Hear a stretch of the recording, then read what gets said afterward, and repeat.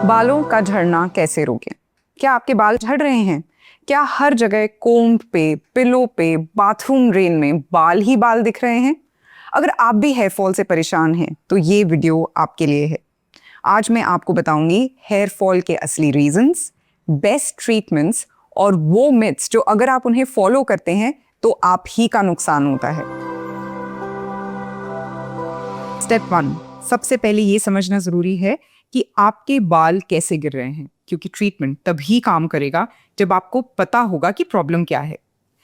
आप अपने hair strands को नोटिस करें जो भी फॉल कर रहे हैं। अगर आपके बाल की एक छोटी सी वाइट बल्ब भी दिख रही है और उसके साथ में आपको दिख रहा है, तो ये हेयर रूट से गिर रहा है और इसका मतलब आपके बाल जड़ से गिर रहे हैं।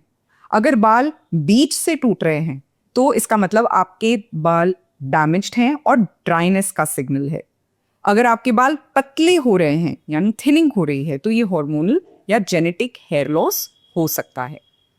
Now coming to step 2, hair fall के कॉमन कॉजेज। अगर आपको हेयर फॉल रोकना है तो सबसे पहले ये समझना होगा कि असली वजह क्या है। हेयर फॉल के 6 मेजर रीजंस हैं। First, genetic. Hair thinning genetic causes से सबसे ज्यादा पाई जाती है और इसका मतलब है कि हेयर थिनिंग आपकी फैमिली में रन करती है। Second, nutritional deficiency. अगर आपकी डाइट पुअर है, आप क्रैश डाइटिंग कर रहे हैं, सडन वेट लॉस हुआ है, तो हेयर फॉल हो सकता है।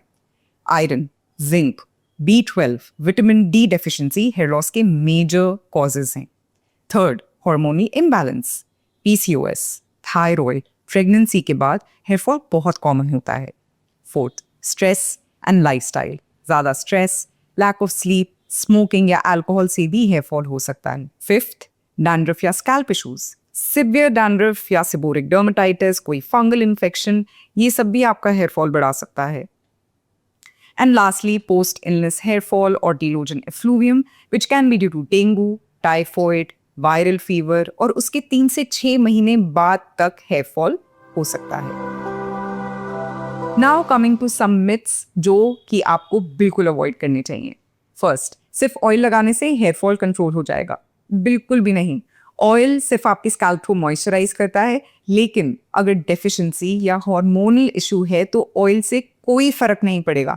In fact oil dirt and fungal infections को और अट्रैक्ट कर सकता है और इसकी वजह से सेबोरिक डर्मेटाइटिस भी हो सकता है। सेकंड, शैम्पू चेंज करने से हेयर फॉल रुक जाएगा? कोई भी shampoo direct hair fall control नहीं करता। थर्ड, रोजमेरी ऑयल एक अच्छा ऑप्शन है। हाँ, ये बिल्कुल ठीक है, क्योंकि रिसर्च के मुताबिक रोजमेरी ऑयल मिनॉक्सिडिल जितना इफेक्टिव है। Well, I won't really say that वो मिनॉक्सिडिल जितना इफेक्टिव है, but definitely it is one of the best options amongst oils जो कि आप यूज कर सकते हैं to control hair fall. Hair fall control करने का बेस्ट तरीका, let's come to that.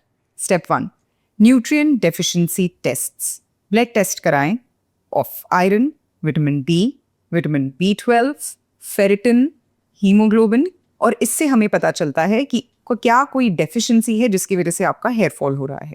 Step 2, diet improve करें।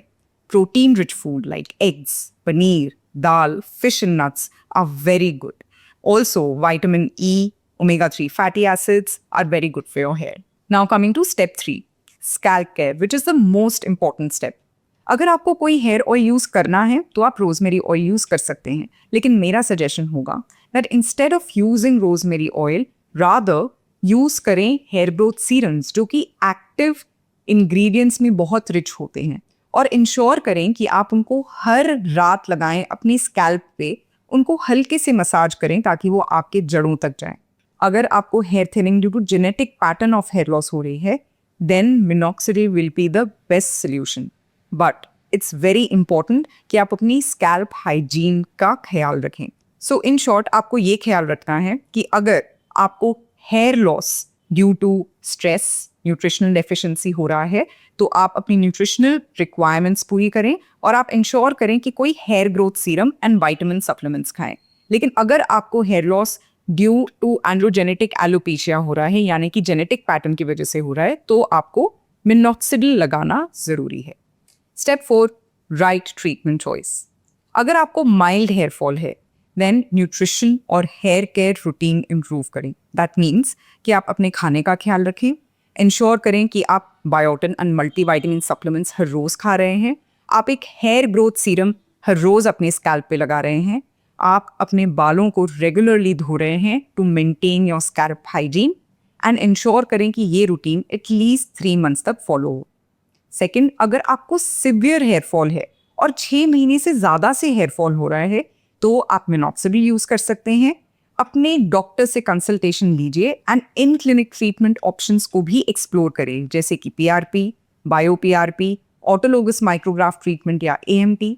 ये सब ट्रीटमेंट्स के बारे में मैंने डिटेल में वीडियोस बनाई हुई हैं और इन सब ट्रीटमेंट्स के लिंक्स आपको नीचे डिस्क्रिप्शन बॉक्स में मिल जाएंगे। हेयर फॉल एक दिन में स्टॉप नहीं होता, लेकिन अगर आप सही कॉज आइडेंटिफाई करें और टारगेटेड ट्रीटमेंट लें तो आपके बाल फिर से हेल्दी हो सकते हैं। अगर आपको ये वीडियो इन्फॉर्मेटिव लगा तो make sure to like and share this video with all your friends and family. आप नीचे कमेंट ज़रूर करें। अगर कोई भी क्वेश्चन है, मैं पूरी कोशिश करूंगी कि आपके सारे डाउट्स क्लियर कर सकूं। Stay healthy and stay beautiful.